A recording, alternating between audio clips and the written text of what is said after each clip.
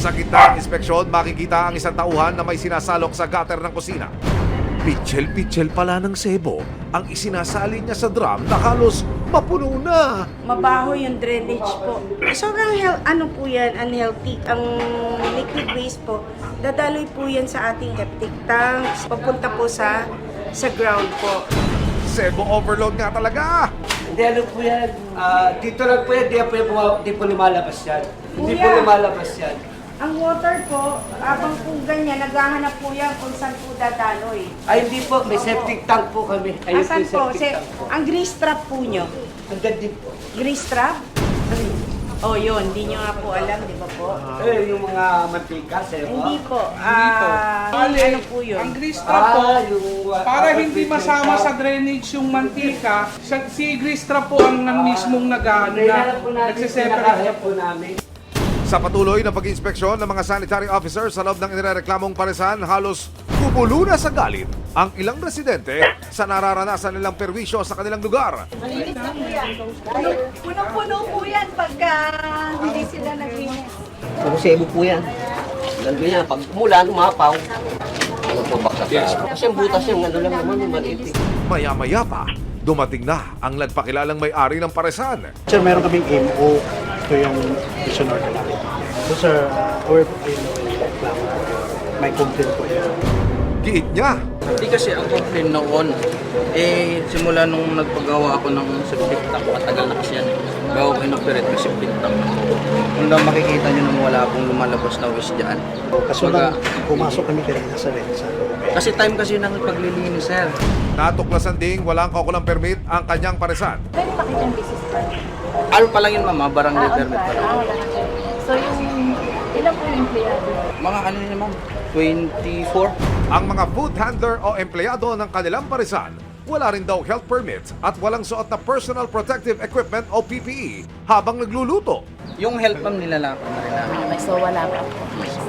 Nang matapos ang inspeksyon, tila unleave violations ang nakita at nailista pa ng mga sanitary officer, kabilang na ang kawalan ng maayos na waste segregation, kawalan ng hand washing facility para masiguro ang kalinisan ng bawat food handler. Sa ilalim ng Sanitation Code of the Philippines, pwedeng maipasara ang anumang food establishment kung wala itong kaukulang permit mula sa Local Government Unit o LGU. Ayon din sa batas, responsibilidad ng lokal na pamahalaan na bantayan at inspeksyonin ng mga food establishment para matiyak ang kaligtasan at kalinisan ng mga ibinebenta nila sa publiko. Dahil sa mga nakitang paglabag ng paresan, Wala po tayong magagawa, kailangan natin itigil eh. Kasi ang pinag-uusapan po natin yung pagkain, kalusugan ng mga tao, baka makasama pa sa kanila.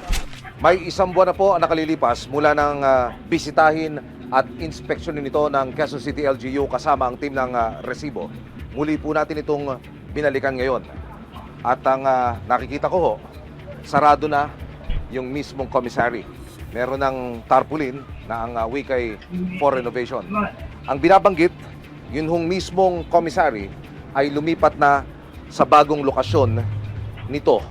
At ang binabanggit pa ayon sa impormasyon na ating natanggap, nagtatayo na rin sila ng isang industrial type na kitchen na siyang akma sa negosyong meron sila.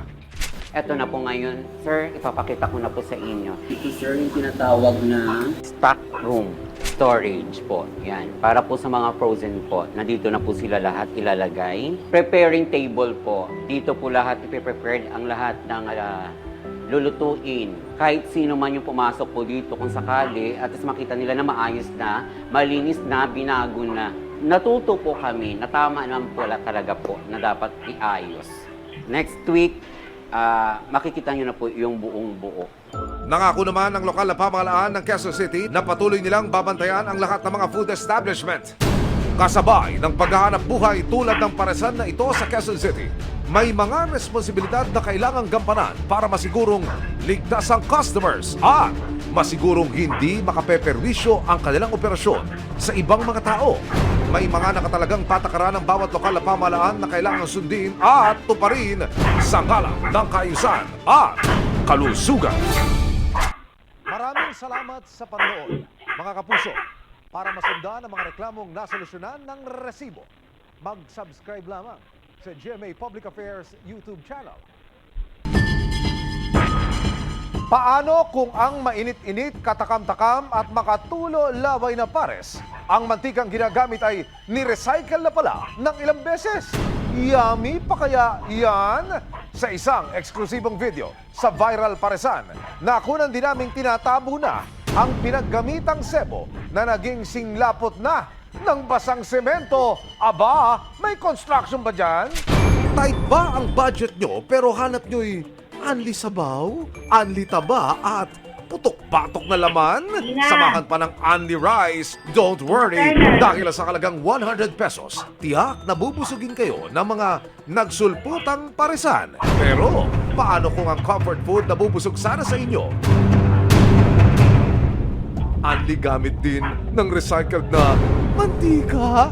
At teka, pati sa mga kapitbahay may kakaibang offer ang paresan. Ayan, nakikita nyo yan, sebo na yan. Ayan, sebo. Hindi na makadaan ng maayos yung mga motor. Lagi na lang nadudulas na. Ayan, kita nyo yan, mga sebo na yan. Yan po yung gawa ng mga nagano dito ng mga pagkain. Shout out! Ayan, ang dulas ng daanan dito, gawa ng mga sebo. Grabe. Ayan, nakikita